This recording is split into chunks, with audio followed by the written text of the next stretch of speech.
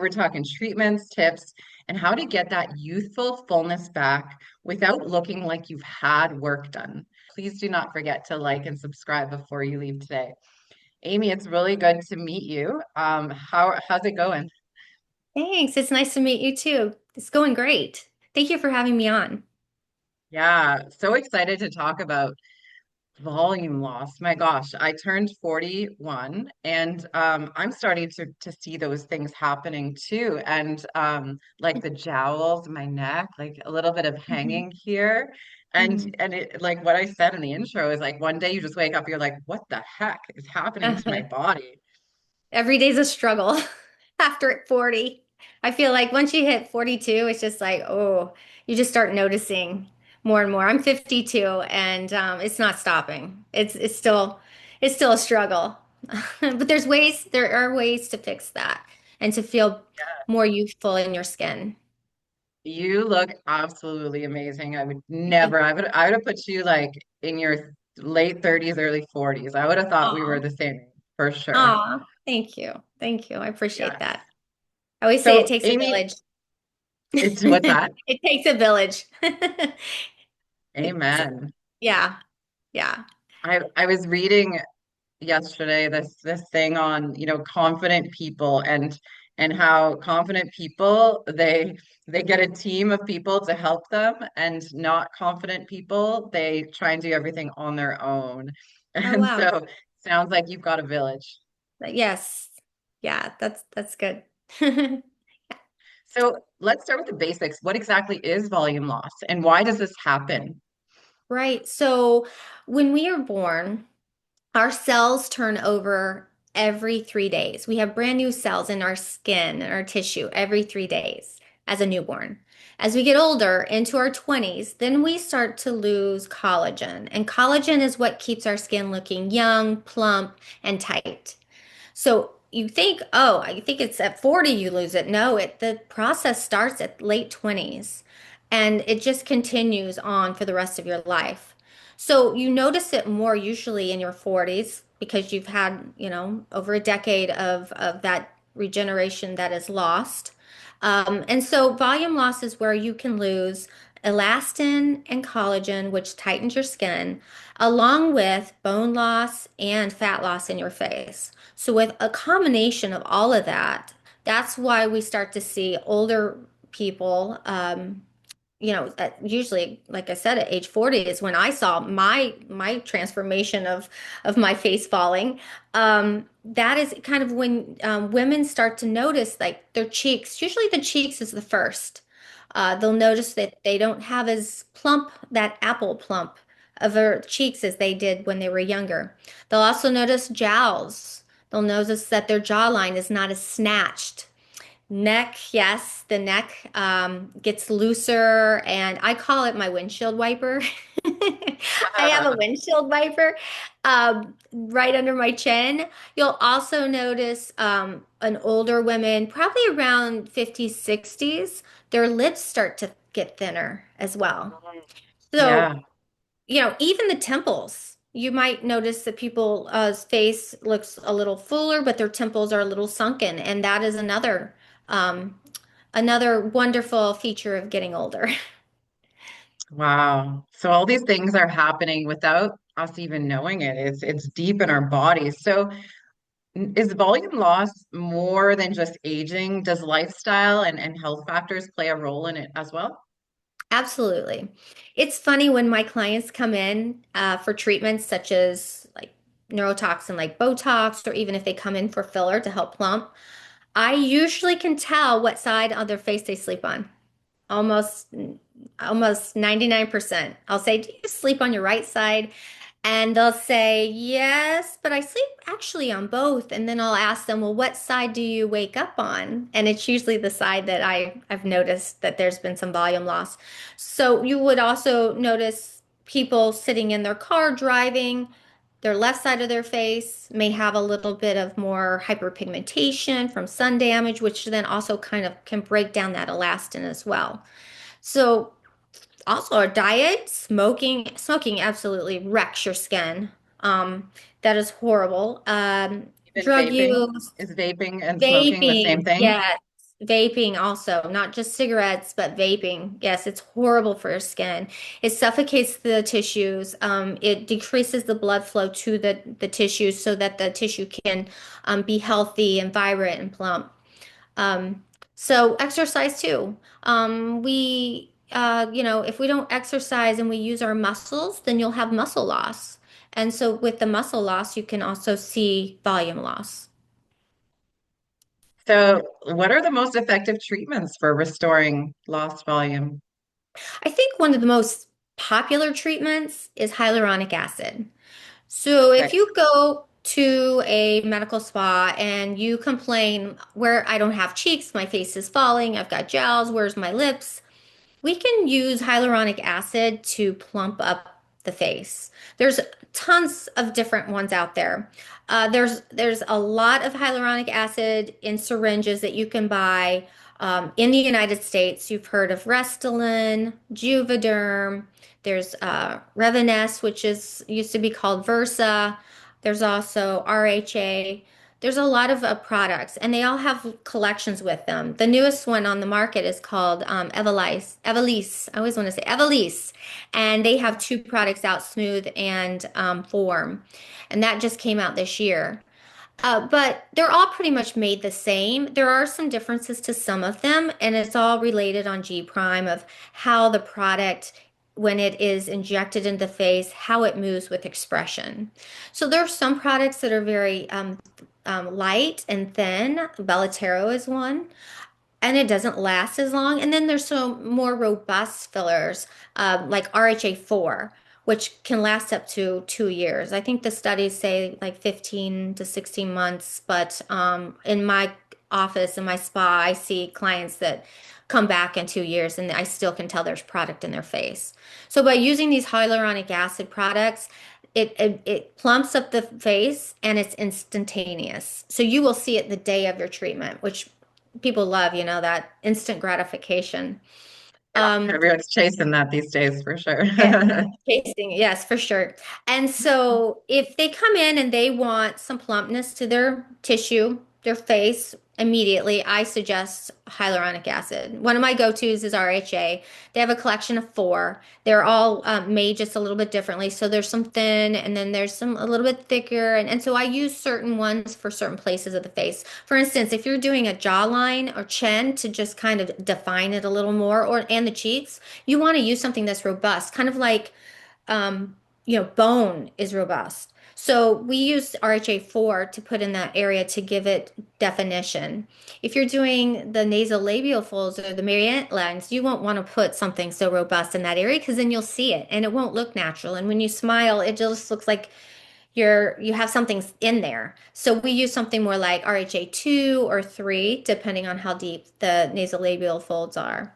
And then for the lips, if I have clients that are older, they usually don't want to have Kardashian lips. So they just want a little volume, or they want their lips to look a little more smooth and defined because as we get older, we also lose our lip line. So I will suggest RHA Redensity, which is kind of a thinner product. So it's easy to really inject into those fine lines around the lips where, when you put lipstick on and the lipstick gets in the creases, women complain about that a lot. You can actually kind of pop those little lines out with Redensity and you won't see product in there. It'll just kind of smooth it out. I call it like butter, just putting butter on a slice of bread. It's just really smooth and beautiful. So there's all kinds of things that we can do in the face with hyaluronic acid. There's other products as well that helps with volume definition to give a little more boost. One is called Sculptra. Sculptra is a biostimulator. When it's injected, it's a liquid. So it takes about 12 weeks for the body to be stimulated and to produce their own collagen. What it does is a chain link. When you inject it, it will grab the collagen and fibrogen and it will communicate to each other so that more collagen can be developed and elastin can form. When we get older, those bonds break. So it's just like a little bridge that communicates between the two to help with that volume growth.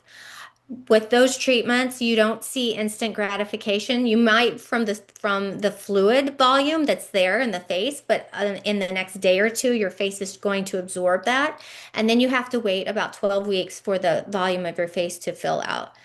We also do repeated treatments with that, so it's not a one and done. And then we do about like a treatment every year just as a touch up. And so a lot of people who have more of a cachectic look, it was discovered they were using it for HIV patients, and they noticed that, you know, it really did give volume, and they thought, why don't we use this in aesthetics? And that's how it went into the aesthetics field. So it's a slow process. So if you have a lot of patients, but you want to look natural, that's a great treatment. There's also Radiesse, which is another biostim. It's a little bit different. It's kind of more like a filler, and it stimulates collagen, and we can do all kinds of things with that. In my spa, I do Brazilian butt lifts with it. I do neck tightening. I can put it in the cheeks. I put it in the hands. So women who don't like how their hands look because they may look really veiny or skinny, you can put that in the hands and give it more volume so they look more youthful. Wow. Sounds like there's so many options. How do you help clients choose? Yeah. So I just take a look. I do a consult, take a look and assess their face. So let's say I'm looking at someone's face and they don't like their face because it's falling. So I'll notice usually most women that say that they need some volume in their cheeks. Just by putting a little volume in their cheeks can just really kind of pull the face up. And when I say that, it's not mechanically pulled, it's more of a visual pull. So if you think about a triangle that's upside down, that's how they look at their face. When you put volume at the top of the triangle, then it flips that triangle around. So then the face looks like it's more lifted and it's just more aesthetically pleasing. So when I look at the cheeks, I usually like to use like a hyaluronic acid. It's immediate. They don't have to wait for it. And it's just an overall great treatment and lasts for, like I said, a year to 2 years. But like if I'm looking at the neck, we really don't put hyaluronic acid in the neck because it's more bulky. So we like to use stuff like Radiesse Hyperdilute. We'll make it more of a liquidy type of product so then it can stimulate over time. Wow. So how natural can the results look? Because I know a lot of people are afraid of looking overdone. They don't want to look like they've got work done. They don't want people to know. It's going to be their dirty little secret between you and them. So Right, how natural exactly. are these results? Yes. So it really depends on a couple of factors. One Okay. is the injector. You have to go to a good injector that knows what they're doing, knows where to place it, knows what product to use. And then the other is the product. So with those two things, those are the most important. In my spa, I have 6 providers that I oversee and I've trained. And I tell them always go natural, go low and slow. If someone comes in for the first time and they've never had filler in their cheeks and they want filler, I'm not going to just load them up with a couple of syringes. Even though they Right. may need 2 syringes, I'm going to just do one and split it in half, wait a week or two, let them get used to it, and then have them come back and put another syringe in. When I first started, I made the mistake of doing that. I had a client that needed 2 for sure, and I put one on each side, and she just could not get over the swelling that she had. It wasn't that bad, but she was just really focused on the swelling in her cheeks and it just overwhelmed her and she just Right. did not handle it well. It looked amazing once the swelling went down and you know, but it just kind of traumatized her. So I always go low and slow. I always say we can always add more. I have seen some women, and you probably have too. We call them pillow faces. Do you know what I'm talking about? Yeah. Yep. Pillow faces, where they have just been over treated. Overdone. Yeah. Yeah, overdone. I think Tom Cruise at one time looked a little overtreated. I know he had some like chipmunk cheeks. And Why does the and then provider continue to do it? Like that's what I don't yeah, understand is, I like know. why are they doing it if they look ridiculous? Right, I don't get yeah. it. There's Like, times I've told my clients, no, that's enough. yeah, Yeah, I'm not doing exactly. anymore. You need to look natural. If I put another syringe in, it won't look right, and just trust me on this. And I Yeah, think because more some times people out get of hooked on it, right? Like they get hooked yes. on that useful look and they think more and more and more and more. Just like you see those people who tan. You see them, they're like Hmm. orange, but they can't Hmm. see it themselves, right? So people need a good mentor to coach them along this process because it can be addicting, but it makes you look really good. Right. But then you don't look good if you overdo it. So Exactly. there is a happy medium, definitely. Um, yeah, so yeah, I'm very adamant about looking natural. So Yeah, like I said, I really do educate my clients a lot when they come in. I love that. So what can people expect during and after a treatment session? So if they come in, depending on what they decide they want to do, which part of their face, we'll just say they want to do their lips. They come in. What I'll do is I'll do a full assessment and I'll look not just at their lips, but at the rest of their face because maybe they're focused on their lips, but if they had just maybe given a little bit of volume to their cheeks, or if I've given them volume to around their mouth, their lips might look better. So you kind of have to look at the whole picture, not just one part of the face. Um, one instance I can tell you is a lot of people come in and they think they want their tear troughs treated. They say, I don't like the dark circles under my eyes. I don't like the bag. I don't like how it looks under my eyes. I look tired all the time. And I want filler in my tear trough. And that means just putting filler right underneath the eye. Not everyone's a Wow. candidate for it. And it is tricky. It is very tricky to do. And sometimes it doesn't work very well. So, what I noticed over time, just from my experience, is that if I just did tear troughs when they said, I want tear troughs, it would be a disaster. When most people who think they need tear troughs actually need their cheeks treated because of the volume loss in their cheeks, it makes a hollowness under the eye. So, I call it like a two-in-one. Come in, get your cheeks done, and then your tear troughs will probably look a lot better and you'll be happy. But there are some clients that need both. You know, it just depends. Everyone's different. But that's what I always like to do is treat the cheeks first if there's actual volume loss. So Mm. yeah, What so are I'll go over all that. Those, let's do this first instead of what you were thinking, and then we'll go from there. I put a treatment plan together. I do my injections, post-care treatment instructions, and then have them come back in a week or two to either reassess, see if there's anything we need to do to correct any like imperfections or do the next treatment. okay? What is the recovery time after a treatment? Yeah, it really depends on what you get done. If you were to get Sculptra done, and that's the one I was talking about that you have to wait 12 weeks, um, there's a lot of injection points with that. I mean, we numb, so it's very comfortable, but you have to do like massage 5 minutes a day, or sorry, 5 minutes a time, 5 times a day for 5 days. So that's a little bit of work that they have to do. And the reason for that is you want to prevent any nodules forming because you Okay. can get nodules. The product can get as it's under the skin, it actually can kind of collect in little nodules. So you want to massage to keep that smooth. But as far as downtime, really not much. If you get your lips injected, lips swell more than pretty much anything else in the face. So I always give my clients a 3-day warning. Your lips are going to be swollen for 3 days. Some women love it. They love that swollen look, but I do warn them that does take about 3 days for that to go down. And it depends on how much we put in the lip. So if I'm just putting maybe a quarter or a half of syringe, they're not going to swell as much as if I put a full syringe in their lip in one time.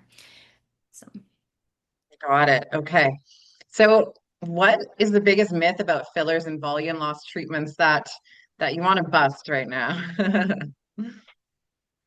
the unnatural look for sure. I think that's the number one complaint that when I get a new client in, they're like, "Well, I want to get this done, but I don't want to look unnatural." I hear Right. that all the time. And so I just have to really, um, you know, tell them, I have to like really press to them that I love the natural look and let's just do a half a syringe. I know you're afraid. Let's just do half a syringe and let's look in the mirror after I get half a syringe in and you decide, do you want to keep going with the full syringe in your lip or do you want to stop? And we can then do the treatment 2 weeks later. So I think that that fear of not looking natural, looking overdone, and I think I have to blame Hollywood for that. I mean, Yeah, you've seen Catwoman, right? I mean, there's some crazy faces out there, and again, like you said, why are these plastic surgeons doing this to other people's faces? It just makes the industry look scary. And yeah. yeah, I really, really believe that that's probably one of the biggest myths is that you can't look natural when you're getting derma filler in your face. So for people who are nervous about needles or treatments, how do you help them feel more comfortable? That's a good question. So I do a lot of education, and that helps, just having the knowledge of what's going to happen in the next hour really puts people at ease. We have squeezy balls in every room. Give them a squeezy ball so they get a stress ball. And so that helps. Just listen to their concerns and address them. There has been times I've had a client that's been so nervous that I just said, let's not do this now. Why don't you go home and think about it? I give them some information to read about it and then let them kind of come back on their own terms. I also will like have relaxing music on, just a really chill environment in our spa, which helps a lot. Yeah. I also have really, really good numbing cream. So my lidocaine that I use is a gel and it is amazing stuff. I've had new clients come to me that said, I had my lips done and it hurt so bad. And then I did it and they're like, wow, I didn't even feel that. That was crazy.